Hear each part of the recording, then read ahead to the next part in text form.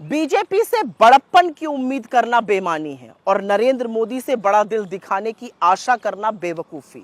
कुछ ऐसा ही 18वीं लोकसभा का सत्र शुरू होने पर हुआ।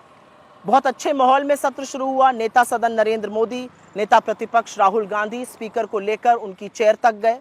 राहुल गांधी ने खुद पहल की, हाथ बढ़ाकर मिलाया और कहा, पुरजोर तरीके से कहा कि हम आपका समर्थन करेंगे, हम सदन चलाने को तैयार हैं आपके साथ मिलकर, बशर्ते लोगों की आवाज का दमन न किया जाए, बशर्ते लोगों की आवाज को बढ़ चढ़कर रखने दिया जाए, विपक्ष को भी। लेकिन उसके बाद जो हुआ वो शायद बहुत सारे सवाल अपने आप में खड़े करता है।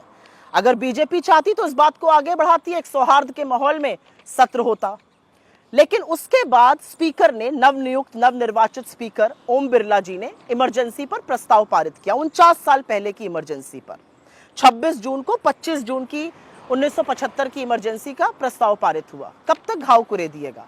और उसके बाद आज 27 जून को राष्ट्रपति महोदया ने सरकार द्वारा लिखित अभिभाषण में उन्होंने भी इमरजेंसी का जिक्र किया। 27 जून को 25 जून 1975 की इमरजेंसी का जिक्र किया। हमें पिछले घाव कुरेद कर क्या मिलेगा। और एक सच ये भी है कि इमरजेंसी लगाना बहुत बड़ी गलती थी, ये खुद इंदिरा जी ने माना था और उसके बाद लोकतांत्रिक चुनाव भी कराए। इमरजेंसी से कोई वास्ता ना होने पर भी राहुल गांधी जी ने इमरजेंसी को गलत कहा और ऐसा कभी दोबारा ना हो, इसीलिए वो संविधान को बचाने में, संविधान को सर्वोपरि रखने के लिए प्रतिबद्ध हैं। लेकिन क्योंकि अब आपने छेड़ ही दिया है तो चलिए कुछ सवाल पूछ लिए जाते हैं और बिना उन सवालों को पूछे आज बात बनेगी नहीं। एक सत्र में एक साथ 146 सांसदों को निलंबित करना, क्या यह इमरजेंसी नहीं है? विपक्षी सांसदों के माइक को बंद कर देना, क्या यह इमरजेंसी नहीं है? मणिपुर पर राहुल गांधी के 14 मिनट के वक्तव्य में 11 मिनट तक ओम बिरला को दिखाना, क्या यह इमरजेंसी नहीं है? आज 51 मिनट के राष्ट्रपति के अभिभाषण में 6 बार नेता प्रतिपक्ष राहुल गांधी और 73 बार नरेंद्र मोदी को दिखाना, क्या यह इमरजेंसी नहीं है?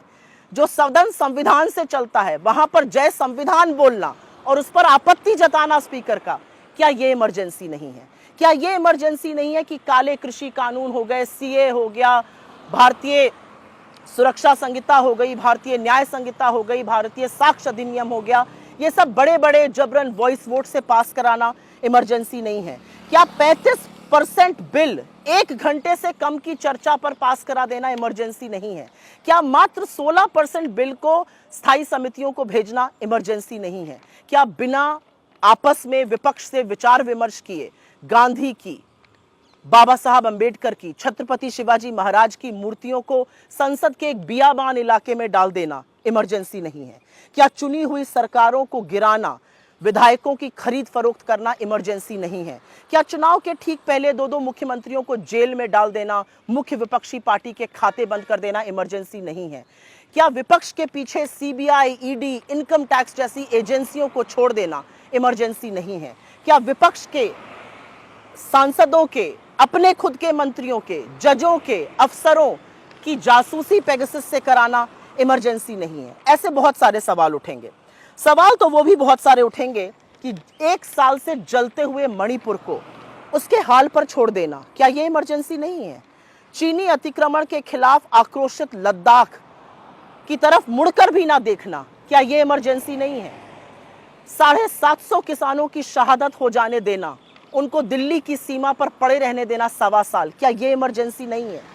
लखीमपुर किसान नरसंहार के मुख्य अभियुक्त के पिता को गृह राज्य मंत्री बनाए रखना, क्या यह इमरजेंसी नहीं है? क्या यह इमरजेंसी नहीं है कि छात्र अगर बेरोजगारी से त्रस्त होकर प्रदर्शन करें तो उन पर लाठीचार्ज किया जाता है, अगर धरना प्रदर्शन करें तो उनको जेल में भेजा जाता है? क्या यह इमरजेंसी नहीं है?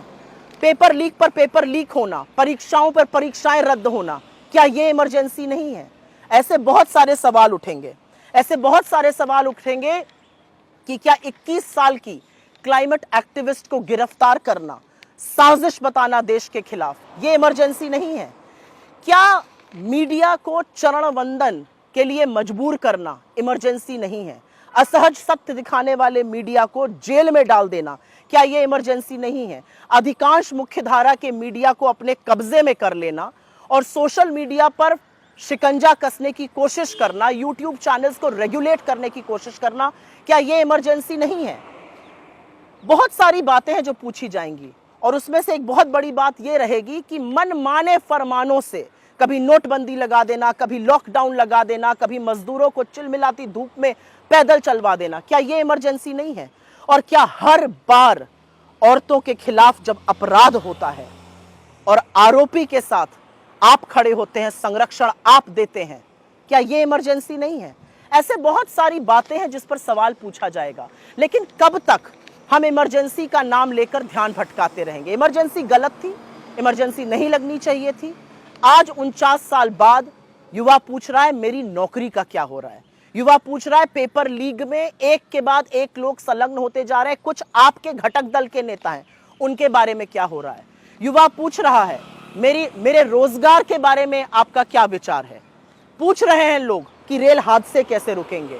पूछ रहे हैं लोग परीक्षाएं रद्द होनी कब बंद होंगी। पूछ रहे हैं लोग जम्मू कश्मीर में बड़ी बड़ी डींगे आपने हाकी, कब वहां पर आतंकी मुठभेड़ें होनी बंद होंगी। ऐसे बहुत सारे सवालों का जवाब दीजिए। पुराने घाव कुरेद कर कोई देश कभी आगे नहीं बढ़ सकता है। लेकिन अगर आपकी यही मंशा है तो यही सही, पहले जो सवाल पूछे गए उनके भी जवाब देने की हिम्मत जुटाइए।